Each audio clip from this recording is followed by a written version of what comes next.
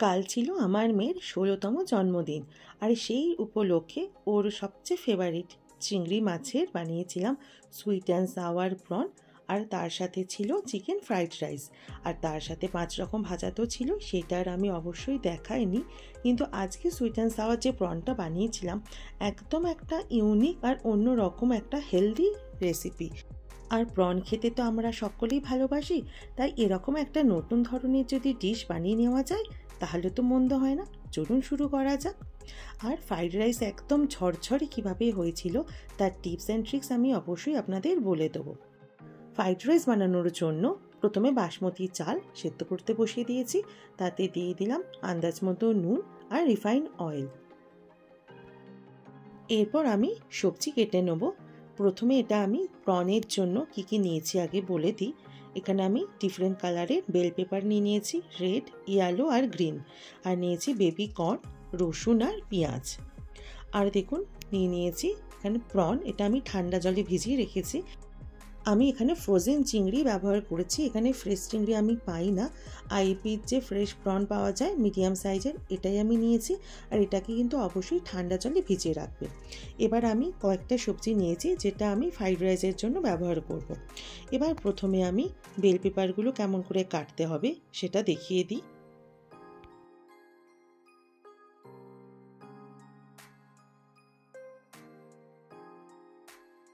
Baby corn আর পেঁয়াজটাও কেটে নিলাম। বেবি কর্নটা কিন্তু আমি একটু কুকারে সেদ্ধ করে নেব। সুইট অ্যান্ড সাওয়ার প্রন বানানোর জন্য সব রকম আমার সবজি কাটা রেডি। আর একটা কি নতুন জিনিস আমি দেবো বলে দিই, সেটা আমি দেখুন কেটে নিয়েছি পাইনাপেল বা আনারস।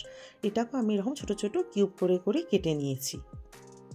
এবার ফ্রাইড রাইসের ভেজিটেবলসগুলো কেটে নিচ্ছি। ফ্রাইড রাইসের জন্য আমি ব্যবহার করেছি গাজর, ডিফারেন্ট কালারের ক্যাপসিকাম, আর দিচ্ছি বিনস। বিনস যেন কাঁচি দিয়ে কেটে নেবেন, খুব সুবিধা হয়। সবজিগুলো কাটতে কাটতে আমার ভাতটাও হয়ে গেছিলো, আমি স্ট্রেনারে রেখে দিয়ে চলে এসেছি। এবার চলুন একটা ব্যাটার বানিয়ে নেবো, মানে চিংড়ি মাছটা ভাজার যে একটা ব্যাটার হয়। নিয়েছি ময়দা আর কর্নফ্লাওয়ার, আমি এটা সমান সমানই দিয়েছি। তার মধ্যে এবার দিয়ে দিলাম নুন। এবার অল্প অল্প করে জল দিয়ে এটার একটা স্মুথ ব্যাটার বানিয়ে নেব।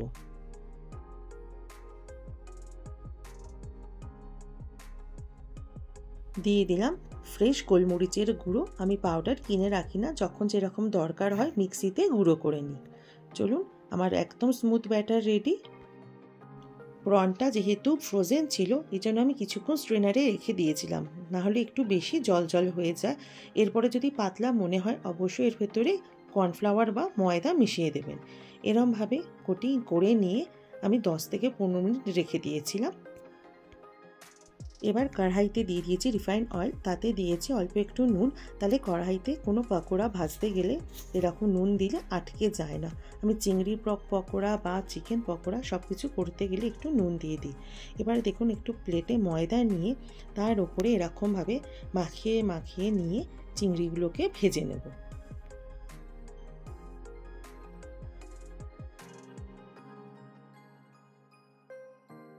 প্রন পকোড়া একদম লাল লাল করে কিন্তু ভাজবেন না, এতে তাহলে একটু চুই হয়ে যায়। একটু কাঁচা কাঁচা অবস্থাতে এটা তুলে নিতে হবে।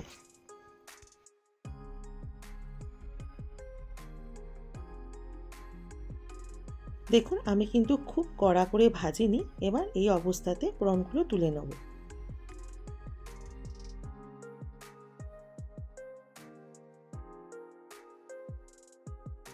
এভাবে বাকি প্রনগুলো ভেজে নিলাম।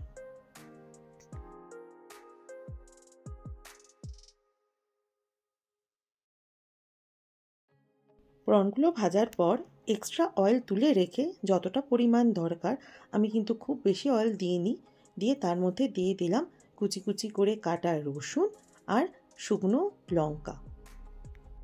এবার হাই ফ্লেমে রসুন আর লঙ্কাটাকে ভেজে নিলাম। এবার বাকি সবজিগুলো মিশিয়ে দিলাম।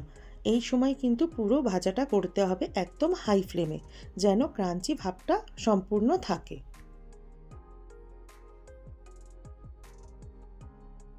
এবার বয়েলড কর্নগুলো মিশিয়ে দিলাম, দিয়ে এর সাথে ফ্রাই করে নেব।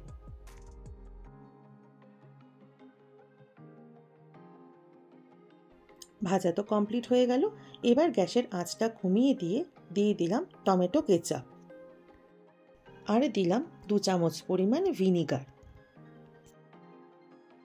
এবার দিলাম সুইট অনিয়ন সস। সুইটনেসের জন্য আমি এই অনিয়ন সসটা ব্যবহার করলাম। এরপর সুইটনেসের জন্য অল্প আমি হানিও কিন্তু দেবো। দিয়ে এবার মিশিয়ে দিলাম আনারসের কুচোগুলো।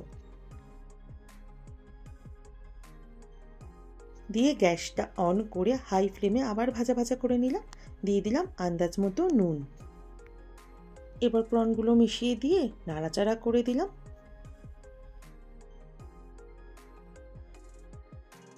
আর থিকনেসের জন্য দিয়ে দিলাম কর্নফ্লাওয়ার দিয়ে গোলা জল।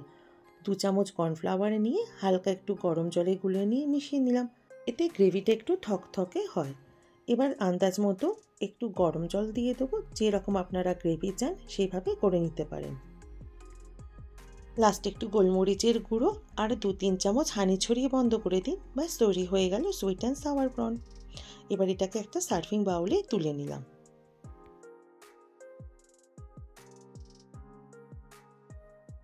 এবার চলুন বানিয়ে নিই ফ্রাইড রাইসটা। তার জন্য নিয়ে নিয়েছি রিফাইন্ড অয়েল, আর তাতে দিয়ে দিলাম রসুন কুচি আর কুচনো লঙ্কা। আমি লাল লঙ্কা নিয়েছি এখানে। আর সবজিগুলো মিশিয়ে দিয়ে হাই ফ্লেমে ভাজা করে নেব। সবজিগুলো যেই ভাজা ভাজা মতো হয়ে যাবে, এবার ওর মধ্যে দিয়ে দিলাম যে বয়েলড কর্নগুলো ছিল, কিছুটা চিংড়িতে দিয়েছিলাম, কিছুটা ফ্রাইড রাইসে মিশিয়ে দিলাম। চিকেনটা আমি আগে থেকে বয়েল করে রেখেছিলাম, সেগুলো কুচো কুচো করে নিয়ে এবার সবজির মধ্যে দিয়ে ভাজা করে নিলাম। সবজি যখন ভাজা কমপ্লিট হয়ে গেল, একটু সাইড করে রেখে দিয়ে দিলাম সামনে কিছুটা পরিমাণ বাটার। দিয়ে ভালো করে সবজির সাথে মিশিয়ে নেব। নিয়ে রাইসটা এবার মিশিয়ে দেব।